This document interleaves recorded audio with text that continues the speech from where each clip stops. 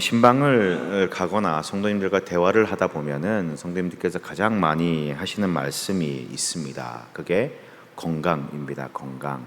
네. 가족이 건강했으면 좋겠습니다. 어디가 아픈데 다 나았으면 좋겠습니다. 아프지 않았으면 좋겠습니다. 그게 모든 우리 성도님들의 큰 숙제고 관심사더라라는 거지요. 근데 여러분, 몸이 아프고 또 불편하면은 어떻게 해야 됩니까? 빨리 어딜 가야 돼요? 병원 가야 됩니다. 병원 가야 되죠. 병원을 가서 약도 처방받고 또 진찰도 받으면서 아픈 곳의 원인을 발견하고 고쳐야 됩니다. 그런데 어떤 분들은 병원을 가는 것을 참 이렇게 싫어하시고 많이 미루십니다. 감기에 걸려도 며칠 지나면 뭐 낫죠, 이렇게 이야기를 하고요. 허리가 아파도 좀 쉬면 괜찮아집니다. 좀 누워있으면 괜찮아집니다. 그러고 무릎이 아프고 여기저기 결리고 아픈데도 조금 쉬면 괜찮고 안 걸으면 괜찮아요, 그렇게 말씀들 다 하시잖아요. 다 여러분 그렇게 말씀하셨습니다. 저한테 그렇게 말씀하셨어요. 그러다가 결국 못 참고 병원을 다녀오시게 됩니다. 그러면 의사 선생님들이요 꼭 종종 이런 말씀을 하실 때가 있어요. 왜 이제 오셨습니까? 진짜 좀 빨리 좀 오시지 왜 이제 오셨습니까? 그러면 대부분 다 이렇게 대답해요. 좀 지나면 괜찮아질 줄 알았죠. 다 나을 줄 알았죠. 라고 말씀하십니다. 여러분, 사실 병이 내 몸에 아픔이 찾아오고 이제 불편함이 찾아왔는데 병이 깊어지고 병이 심해진 게 의사가 없어서가 아니더라고요. 찾아가지 않았기 때문이다라는 것입니다. 아픈 부위나 몸에 대한 전문가가 주변에 있고 분명히 병원이 있는데도 잘 찾아가지 않으니까 몸이 더 아프고 더 병이 들어가는 거죠. 근데 여러분 가만히 생각해 보면 환자가 병원을 찾아가기 전에, 의사를 찾기 전에 이미 의사나 병원은 환자를 기다리고 있습니다. 그 자리에 있잖아요. 병원이 있으니 우리가 찾아가는 거 아닙니까? 병원이 먼저 생겼고 의사가 그 자리에 먼저 있습니다. 주변을 보면 병원들이 다 준비되어 있습니다. 아픈 부위마다 증상에 따라서 다양한 병원들이 주변에 다 있습니다. 이미 의사는요 환자를 고칠 준비를 하고 있었고요. 이제 찾아오면 처방을 내주고 고쳐줄 그런 준비를 만반의 준비를 다 하고 있다라는 겁니다. 제가 인천에 있을 때 이제 소아과에 그 의사 집사님이 한 분 계셨습니다. 지금은 권사님이 되셨는데 소아과 의사의 그 권사님이 계셨는데 그분이 이제 병원에 종합병원에서 이제 의사로 일을 하시다 보니까 저희 아이도 아플 때 가끔씩 그 병원에 가서 진료를 받기도 하고 그렇게 했었습니다. 진찰을 하고 적절한 이제 약을 처방해 주시잖아요. 근데 이제 이 집사님은 그 약을 4가지 정도를 이렇게 돌려가면서 처방을 하신다는 거예요. 조금 약한 약을 썼다가 증상이 없으면 다른 약으로 바꾸시고 이런 식으로 4가지 약을 이렇게 처방을 해주는데 그러면서 꼭 하시는 얘기가 5일치 드릴게요, 뭐 일주일치 드릴게요, 약 먹어보고 차도가 없으면 일주일 뒤에 5일 뒤에 다시 내방하세요, 다시 오세요, 꼭 이렇게 말씀을 하시더라고요. 그래서 이제 의사들이 많으니까 돌아가면서 이제 병원 의사들은 근무를 하는데 제가 집사님께 그렇게 물어봤습니다. 집사님, 그러면 그날도 집사님이 근무하세요? 계세요? 이렇게 물어봐요. 그러면 집사님이요 이렇게 대답을 하십니다. 목사님, 저 어디 안 가고 여기 있으니까 오세요, 오시면 돼요, 이렇게 대답을 하시는 거죠. 의사는요 그 자리에 그곳에서 환자를 치료하고 이 병을 고치기 위해 늘 머물러 있습니다. 그 자리를 지키고 있는 거지요. 자, 이것을 생각해 볼 때에 여러분 복음도 마찬가지가 아닐까라는 생각을 한번 해보게 됩니다. 여러분, 우리가 먼저 예수님을 찾아갔습니까? 그게 아니잖아요. 예수님이 우리를 먼저 찾아오십니다. 상처 입고 병든 우리들에게 예수님이 먼저 오셔서 우리들을 치유해 주시고 고쳐주시는 거지요. 오늘 본문도 마찬가지입니다. 오늘 본문은 예수님께서 세리였던 마태를 제자로 부르시는 그런 장면인데 당시 이 세리인 마태를 주님께서 찾아가셔서 부르시는 거죠. 근데 여러분, 세리라고 하는 직업은 그 당시에 죄인 중에 죄인, 죄인의 대표격인 그런 직업에 종사하는 사람들이었습니다. 유대인들은요, 이 세리는 무조건 죄인이다라고 딱 정해 놓았습니다. 자, 세리가 어떤 사람입니까? 세금을 징수하는, 세금을 걷는 사람들이잖아요. 지금으로 따지면 국세청 직원 정도 되지 않을까 싶습니다. 그런데 이 당시 로마 시대에는요, 이 세리들이 단순히 그냥 세금을 걷어서 나라의 정부에 바치는 그런 일로만 끝난 게 아니더라라는 거죠. 그때 로마가 세금을 어떻게 걷었냐면은 이 세금 청부제라고 하는 것을 시행했습니다. 세금 청부제 들어보셨습니까? 직접 나라에서 세금을 걷는 게 아니라 어떤 민간인이나 아니면 어떤 단체와 계약을 맺어가지고 세금의 총액을 먼저 나라가 걷어갑니다. 그 민간인이나 이 단체한테. 그래서 세금을 먼저 받고요. 그 세금을 이제 어느 지역을 정해놓고 이 지역 안에서 알아서 다 걷어가라. 알아서 네가 다 충당해라라고 그렇게 이제 계약을 맺는 거지요. 그럴 때 이때 세리가 세금을 많이 걷던 덜 걷든 간에 그건 알아서 하는 거예요. 알아서 하는 겁니다. 많이 걷어서 나머지는 자기가 가지든 말든 상관하지 않고 딱 정해진 금액만 나라는 가지고 가고 나머지는 이제 세리들이 다 알아서 하는 거지요. 여러분, 세금을 낼 때 여러분 세금을 빨리 내고 싶으십니까? 최대한 늦게 내고 싶으십니까? 최대한 빨리 내고 싶으십니까? 늦게 내고 싶잖아요. 미루고 이렇게 내시잖아요. 잘 안 내려고 하잖아요. 그래서 로마의 군인들을 이제 세리들이 이용할 수 있는 권한까지 이 세리들에게 부여했다라는 겁니다. 권력하고 힘을 가지는 거죠. 그래서 당시 세리들은요, 부정하는 방법으로 돈을 너무 많이 취했습니다. 사람들을 착취하고 고난을 주고 어려움을 주고 공권력으로 위협하고, 로마와 일을 하는 거니까 로마 사람들과 접촉을 많이 하잖아요. 로마 사람들은 기본적으로 이방인들입니다.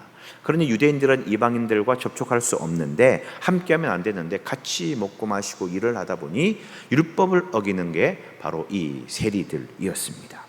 또 로마인들이 이방인들이니까 안식일, 절기 이런 거 신경 안 쓰잖아요. 그러니까 다 어기는 겁니다. 안식일에도 일을 하고 절기 때도 일을 하고 율법의 가치관을 수시로 어기게 된다라는 거죠. 또 돈을 더 거두기 위하여 어떤 공권력을 이용하고 사람들에게 고난을 주고 핍박을 주고 탐욕과 탐심을 가진 사람들입니다. 그래서 이 유대인들은 이 세리를 이 율법에서 벗어난 자, 탐욕과 욕심으로 가득 찬 자, 죄인 중에 가장 확실한 죄인이라고 그렇게 못을 받고 다 죄인이다라고 그렇게 취급했다라는 것입니다. 이런 세리, 죄인 중에 죄인, 확실한 죄인인 이 마태에게 예수님이 찾아오십니다. 그리고 마태의 집에 머물면서 세리와 죄인들과 함께 식사를 하고 잔치를 벌인다라는 것이지요. 그러니 바리새인들은요, 이 모습을 도저히 이해할 수가 없는 것입니다. 유대인들은 유대인들은 세리들과 죄인들과 같이 하지 않는데, 이 죄인들과 세리들과 함께하는 이 예수님의 모습을 보면서 도저히 이해할 수가 없는 겁니다. 그래서 질문합니다. 어찌하여 죄인들과 함께 식사하십니까? 질문이 아니지요. 비판하는 것이고 핀잔을 주는 거지요.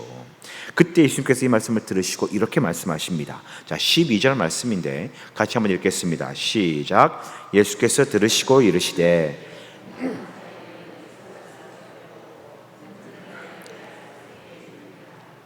의사가 필요한 자는 어떤 사람이다? 병든 사람이다라는 거죠. 건강한 사람에게는 필요 없다라고 말씀하십니다. 다시 말하면 죄인들과 세리들을 빗대어서 말씀하시는 거잖아요. 죄인에게 필요한 사람이 누구냐라는 겁니다. 죄인에게 필요한 사람은요, 그 죄의 문제를 해결할 수 있는 사람이 필요한 거예요. 이 환자에게 의사가 필요한 것처럼, 즉 다시 말하면 예수님이 이 죄의 문제를 해결할 수 있는 사람이다라고 하는 것을 그 자리에서 말씀하셨다라는 거지요.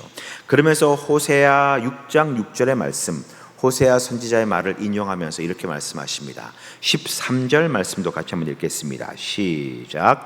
너희는 가서 내가 긍휼을 원하고 죄사를 원하지 아니하노라 하신 뜻이 무엇인지 배우라. 나는 의인을 부르러 온 것이 아니요 죄인을 부르러 왔노라 하시니라.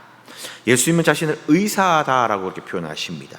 병든 자를 고치는 의사. 그러면서 호세 말씀을 인용하면서 하나님의 마음을 이제 가르쳐 주시는 거지요. 하나님이 원하시는 것은 형식적인 제사나 절차나 이런 것이 아니라 긍휼, 마음을 원한다라고 말씀하십니다. 긍휼이라고 하는 건 무슨 말입니까? 어떤 의미입니까?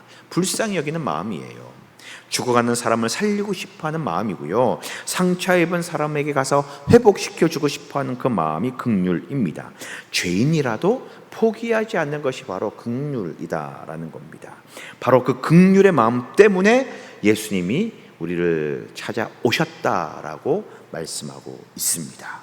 마치 그곳에 병원이 먼저 와 있고 의사가 그곳에 있는 것처럼, 고치기 위하여, 치료하기 위하여 병원과 의사가 그 자리에 먼저 자리를 잡은 것처럼 예수님은 이 땅 가운데 오셨다라는 겁니다.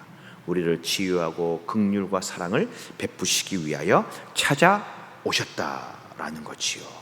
그러면 여러분, 이렇게 예수님이 우리에게 사랑을 베풀고 긍휼을 베푸시기 위해 오셨는데 어떻게 주님의 이 사랑과 긍휼을 누릴 수 있을까라는 거지요. 이게 중요합니다.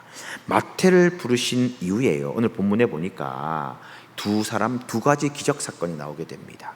하나는 한 관리의 딸이 죽었는데 그 관리의 딸을 살리는 기적이 나오고요, 또 하나는 그 딸을 살리기 위해 길을 가던 중에 혈루증을 앓는 여인을 치료하는 기적, 두 가지 사건이 나오게 됩니다. 그리고 이 두 사건을 통하여서요, 치료자 되신 예수님, 고치시는 예수님, 사랑과 긍휼을 베푸시는 그 예수님에게 우리가 어떻게 해야 될까, 어떻게 하면 그 사랑과 긍휼을 우리가 경험할 수 있을까를 알려주고 보여주고 있다라는 것입니다. 자, 그러면 어떻게 하면 이 긍휼하심, 이 사랑으로 찾아오신 예수님의 놀라우신 은혜와 긍휼을 경험할 수 있을 것일까? 먼저 첫 번째는요, 찾아가야 되는 거. 여러분, 예수님께 찾아가는 자에게 은혜와 긍휼을 베풀어 주십니다. 18절에 보니까 예수님께서 말씀을 하시는데요, 한 관리가 나옵니다. 한 관리가 찾아와요. 오늘 본문에는 누구인지 기록하고 있지 않지만 이제 다른 마가복음과 누가복음에 보니까 이 한 관리가 누구냐면 회당장인 야이로다라고 그렇게 밝히고 있습니다. 회당장 야이로가요, 예수님께 찾아옵니다. 왜냐? 그 회당장 야이로의 딸이 죽었기 때문에 그래요. 뭐 어떤 이유로 죽었는지 모릅니다. 사고를 당했는지 질병 때문인지는 모르지만 어쨌든 죽었습니다. 금방 죽었는데 죽음을 확인하자마자 이 야이로가요, 마태의 집에 예수님이 모여서 식사를 하고 있다는 소식을 듣고 예수님께 달려온 것입니다. 그리고 이 회당장 야이로가 예수님께 달려와서 이렇게 말씀하죠. 주님, 내 딸이 죽었습니다. 그런데 죽었지만 예수님께서 그 몸에 손을 얹으시기만 하시면 나을 것입니다. 살아날 것입니다. 라고 그렇게 이야기를 합니다. 여러분, 회당장이잖아요. 회당장. 당시 회당이 어떤 곳입니까? 유대인들의 삶의 중심지가 이 회당이었습니다. 매 안식일마다 모여서 예배드렸던 곳이 회당이고요, 여러 가지 어떤 나라의 그 유대인 민족들의 회의를 진행했던 곳도 이 회당이었고요, 또 어떤 이 유대인들끼리 문제가 생기거나 어떤 송사가 일어났을 때에 그 송사를 재판하는 곳도 이 회당이었습니다. 유대인들의 삶의 가장 중심이고 핵심인 곳이 바로 회당이었다라는 거죠. 그런데 그곳을 관리하고 감독하던 사람 야이로였습니다. 그 회당장이 유대인 중에 유대인이고 율법주의자 중에 율법주의자라고 할 수 있는 이 야이로 회당장이 예수님 앞에 찾아와서 죽은 딸을 위해 안수해 달라고 지금 간청하고 있는 중입니다. 또 이후에 이 요청을 듣고요, 예수님이 길을 가십니다. 야이로의 집으로 가시잖아요. 근데 가다가요, 12회로 혈루증을 앓는, 피를 이제 유출하는 이 혈루증을 앓던 여인이 등장합니다. 이 길을 가는 그 중에 누가 예수님의 겉옷을 만진 거지요. 예수님께서 자기에게서 능력이 나간 것을 느끼시고 이 혈루증 여인이 고침받게 되는 그런 사건을 이제 기록하고 있습니다. 여러분이 이 야이로든 간에, 그리고 혈루증을 앓던 여인이든 간에 모두 다 어떻게 합니까? 예수님께 찾아왔습니다. 예수님을 만나러 왔다라는 거죠. 찾아온 것입니다. 이 땅 가운데 오셔서 복음을 증거하시고 사랑을 베푸시는 그 예수님께 이들은 찾아갑니다. 그들의 노력과 정성과 마음을 들여서 예수님께 나온 것이고 예수님을 만나고자 노력했다라는 거지요. 바로 그때에 예수님의 놀라운 기적과 능력, 즉 긍휼하심이 나타나는 것입니다. 여러분, 예수님께 나아가야 됩니다. 찾아와야 됩니다. 그런데 그냥 오는 것 아닙니다. 찾아간다, 나아간다라고 하는 것이 그냥 어떤 내가 지역을 옮겨서 그곳에 있다라고 하는 그런 의미가 아니에요. 마음이 있어야 된다라는 거예요. 정성을 들이는 겁니다. 성의를 다하는 겁니다. 대충 형식만 갖추고 그 자리만 차지하고 있는 거, 그거 아니고 그거 예수님 원치 않는다라는 거지요. 그러면 어떤 역사도 어떤 은혜도 일어나지 않습니다. 내가 긍휼을 원하고 제사를 원하지 않는다라고 하는 그 말씀, 하나님이 원하시는 것은요, 마음도 없고 생각도 없고 정성도 없는 그런 예배가 아니다라는 겁니다. 형식만 갖추진 그런 게 아니다라는 거예요. 여러분, 예배 출석하고 교회 나오는 것만 바라시는 것이 아니다라는 거예요. 주님을 사모하는 마음, 만나고 싶어하는 마음, 주님 없이는 살 수 없습니다라고 하는 간절한 정성과 마음이 예수님의 긍휼을 이끌어내는 그 방법이다라는 것입니다. 여러분, 교회는요, 습관적으로 나올 수가 있어요. 기도는 형식적으로 할 수가 있습니다. 찬양도 입술을 열어 살 수가 있어요. 그러나 하나님께서는요, 우리의 행위보다 우리의 마음을 먼저 보십니다.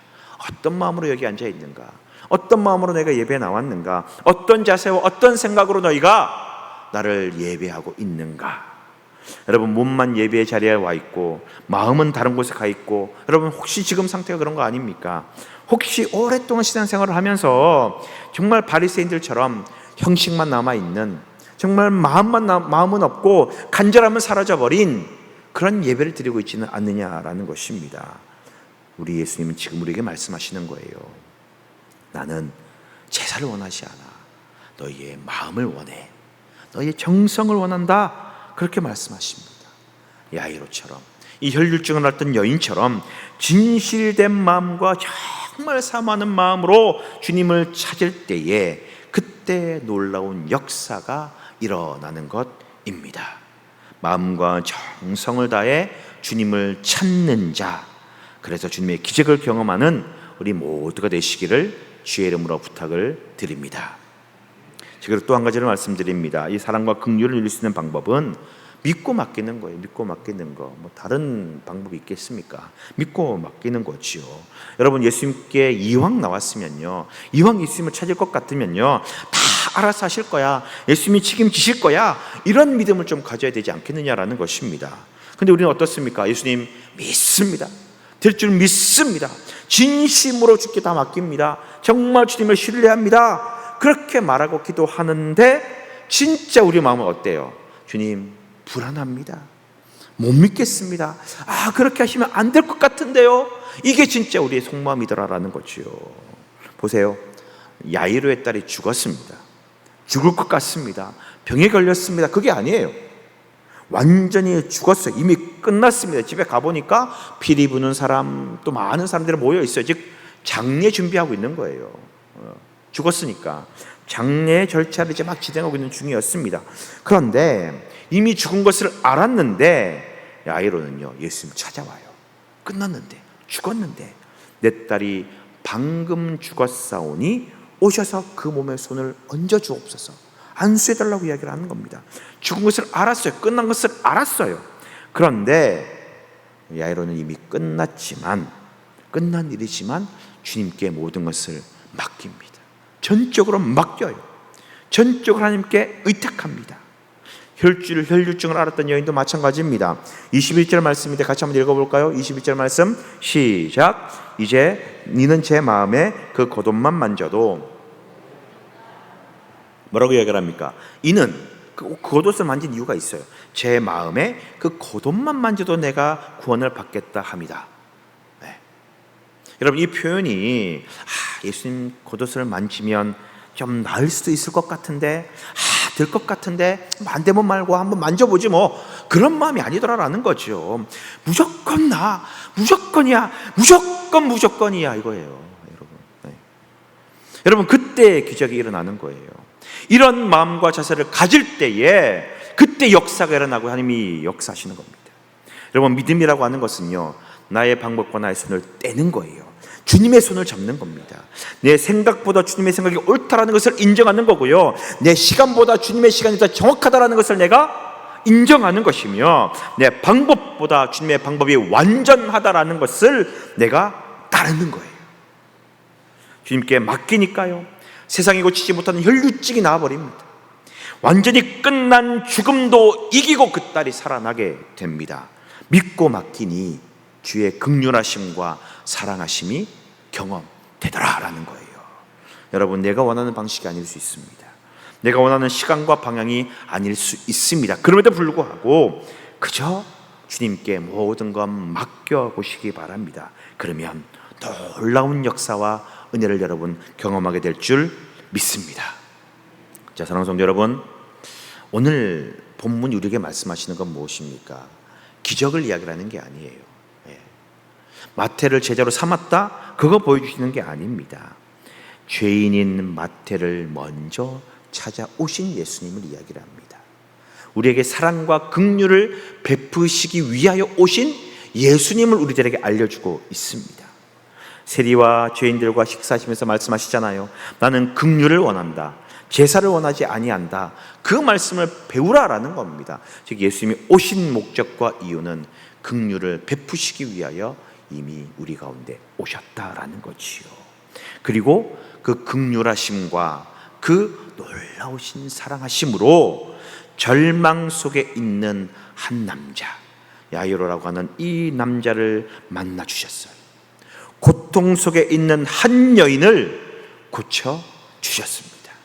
모든 것이 끝난 한 소녀에게 생명을 주셨습니다. 그러니까 여러분, 오늘 이 말씀을 여러분 가슴에 깊이 새기시고 이제 형식적으로 신앙생활 하지 마시고요, 마음을 다하여 주님께 나아가시기 바랍니다. 말로만 믿고 맡긴다 말하지 말고 진짜 주님께 모든 것 한번 맡겨보시기 바랍니다. 어떤 일이 나에게 일어나는가?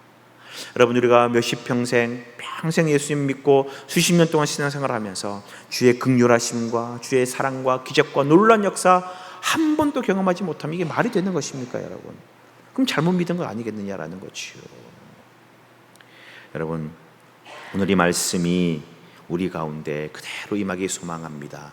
치료자로 오신 예수님, 우리 병든 우리의 몸과 영혼과 마음에 치료자로 오신 예수님, 긍휼을 베푸시기 원하시는 그 예수님, 우리 예수님을 전적으로 찾기 소망합니다. 마음을 다하고 정성을 다하고 뜻을 다하여서 우리 주님을 찾아가고 주님께 나아가는 우리 모두가 되시기를 주의 이름으로 부탁을 드립니다. 그리고 우리가 그렇게 찾아간 주님께 말로만 주님 맡깁니다, 주님 의지합니다, 주께 모든 걸 의탁합니다, 말로만 하는 것이 아니라 정말 모든 것 다 맡겨보시기 바랍니다. 바로 그때에 절망을 소망으로 바꾸시고 고통을 기쁨으로 바꾸시고 죽음을 생명으로 바꾸시는 그 놀라우신 주님의 역사를 경험하게 될 줄 믿습니다. 치료자 되신 예수님을 경험하여 놀라운 사랑과 은혜 가운데 주님의 역사를 날마다 경험하는 우리 모두가 되시기를 주의 이름으로 축원드립니다.